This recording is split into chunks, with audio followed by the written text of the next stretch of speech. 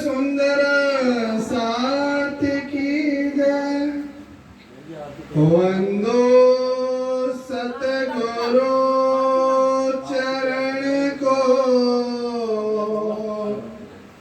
करो सप्रेम प्रणाम अशुभ हरण मंगल करण को धनी श्रीदेव चंद्र श्री प्राणनाथ निज मूलपति श्री महाराज सुना तेज कुंवर श्यामा जुगल को पिया पल पल करूं प्रणाम पिया जी को पल पल करूं प्रणाम। बोलिए श्री प्राणनाथ प्यारे की सतगुरु महाराज की जय। प्राणधार आत्म संबंधी सुंदर साथ जी और धर्म के विषय में जिज्ञासा रखने वाले धर्म प्रेमी सज्जन, आप सभी के चरणों में प्रणाम। जैसा कि आपको पता चला कि यहाँ पे धार्मिक आयोजन हुआ और सत्संग प्रवचन का कार्यक्रम चल रहा है, तो आप लोग सत्संग सुनने के लिए यहाँ एकत्रित हुए। सत्संग का अर्थ क्या है? सत्य की संगत करना, असत्य का परित्याग करना। सत्य क्या है उसका बोध हो जाए और असत्य क्या है उसकी पहचान हो जाए, उसको कहते हैं सत्संग। सत्संग वो नहीं कहते हैं जहाँ खूब भीड़ हो और कोई चमत्कार हो और लाखों की संख्या में वहां लोग एकत्रित हो और सत्संग के नाम पर सबकी जेब काटी जा रही हो, उसको क्या कहते हैं? सत्संग। लोगों से पूछा जाए आप क्या सुन के आ रहे हैं, बोलेंगे हम तो सत्संग सुन के आ रहे हैं। ना मुझे सत्य का पता है ना असत्य का पता है, ना सही का पता है ना गलत का पता है, और सुनने क्या गए थे? सत्संग। तो प्राणनाथ जी की वाणी अलार्म बजाते हुए सभी धर्म प्रेमी और धर्म के रास्ते पे मार्ग पे चलने वाले को कहती है, पहले आप पहचानो रे साधो, पहले आप पहचानो, पहले आप पहचानो रे साधो, पहले आप पहचानो, बिना पहचाने पारि ब्रह्म को कौन कहे मैं जानो, पहले आप पहचानो रे साधु, पहले आप पहचानो।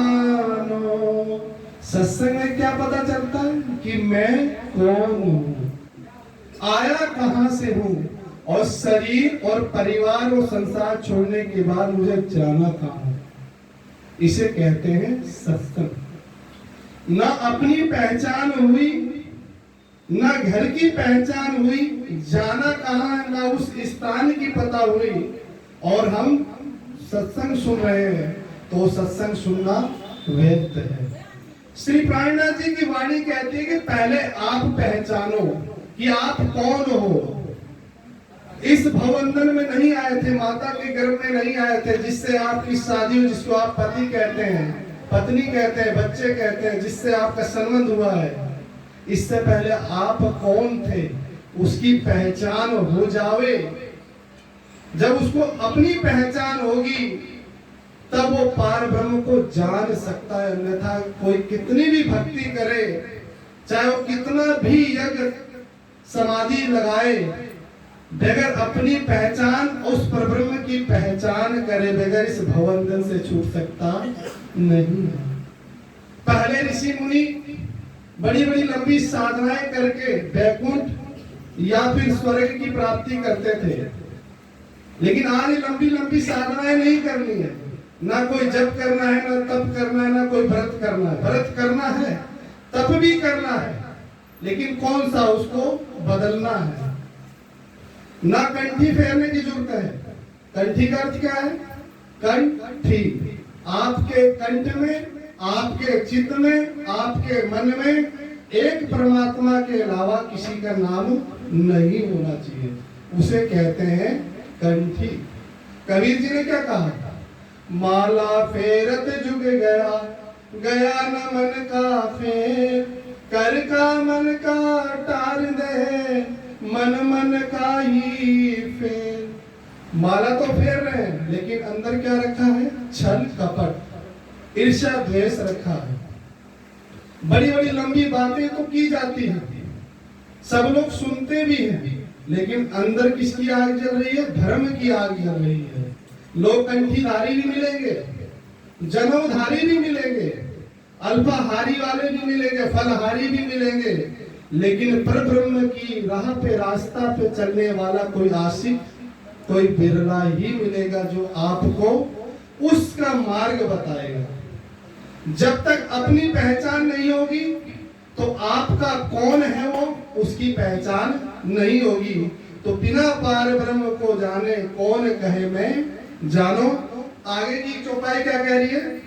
पीछे ढूंढो घर अपना, कौन ठोर ठहरानो, जब लगे घर पावत नहीं अपनो, सो भटकत फिरत भरमानो, पहले आप पहचानो रे साधु, पहले आप पहचानो।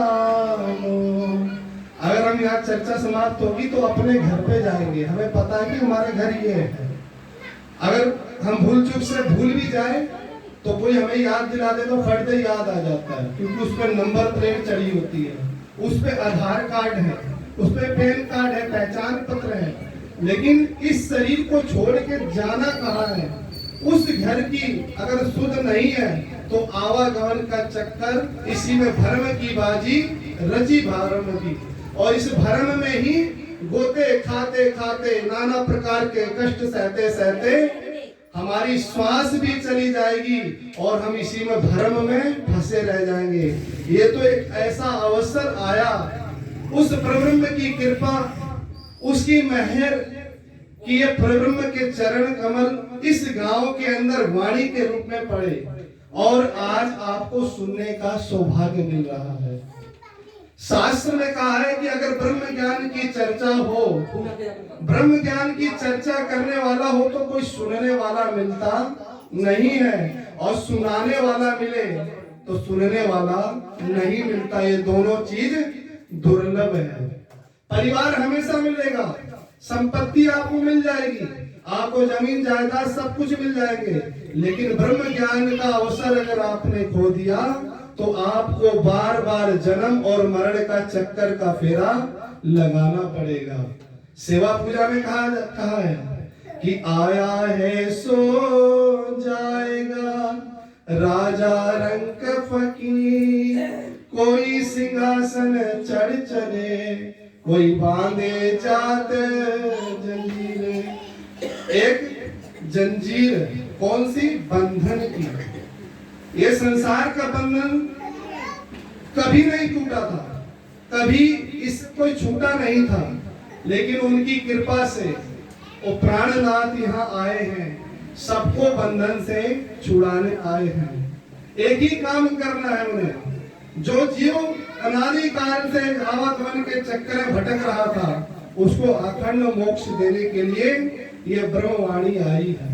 जैसा आपकी चर्चा में सुना महाराज जी के मुखारबिंद से कि इस वाणी को सुनने के लिए त्रिदेवा ब्रह्मा विष्णु महेश और इस ब्रह्मांड की मालिनी पार्वती इसके एक हरफ को, इसके एक शब्द को सुनने के लिए तरस गई, लेकिन इस अखंड वाणी को सुनने का सौभाग्य नहीं मिला। जबकि उस सुख ने, उस तोते ने सुन लिया और आज ये वाणी सुनने का सौभाग्य हमें मिल रहा है। ये आप नहीं सुन रहे हो, उसकी कृपा हुई है तभी आप सुन रहे हैं। और इस कईयों के मन में संशय की प्राणनाथ जी कौन है, एक किसकी वाणी पढ़ते हैं, किसकी चर्चा करते हैं, अजीब चर्चा। मन में संशय, हमने तो राम की कथा सुनी, कृष्ण की भागवत सुनी, गीता सुनी, लेकिन ये कैसा ज्ञान आया? जबकि शास्त्रों में वर्णित है कि दुनिया के पास ज्ञान था, गीता का ज्ञान था, भागवत का ज्ञान था, उपनिषद का ज्ञान था, वेदों का ज्ञान था। वो क्या था? सांकेतिक ज्ञान था, वास्तविक ज्ञान नहीं था। वो मार्ग था, वो रास्ता था। लेकिन जिसको पाने के लिए सबने इशारा किया, जिसको पाने के लिए सबने उपाय किया, वो साक्षात इस वाणी के रूप में आपके यहाँ आ गए हैं। जो इसकी पहचान कर लेगा वो अवसर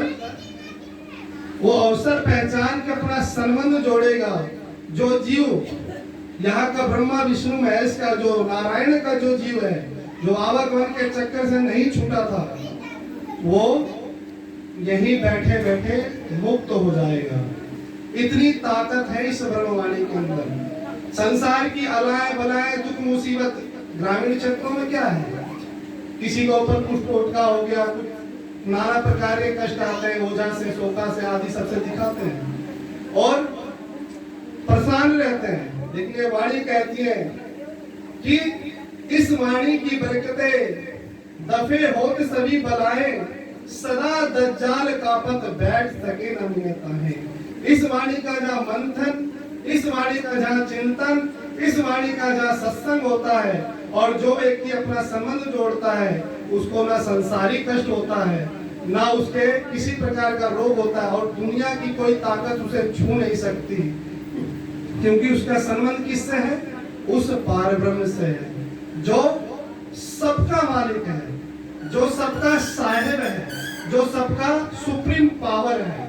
सारे देवी देवता उनसे ही शक्ति लेकर इस संसार की रचना और संसार की शक्ति को संभालते हैं। और आप उसको संबंध जोड़ लेंगे तो आप आवागमन के चक्कर से मुक्त होकर उस दिव्य ब्रह्मपुरी धाम को किसी ने नहीं जाना था, आप यहीं बैठे बैठे उसको जान जाएंगे। समय ज्यादा नहीं है सुंदरदास जी, जितना भी कहा इसका सार अंश यही है। अगर आपने इतना समय बिताया है तो कुछ अपने जीवन में सोचिए कि ये सत्संग है, हम क्या लेके जाएंगे और क्या लेके आएंगे। हमने जो इसमें से पूर्ण रहस्य जाना, जो हीरे मोती हमें मिले हैं, वो विचार करें तो हमारा जीवन धन्य धन्य हो जाएगा। बोलिए श्री प्राणनाथ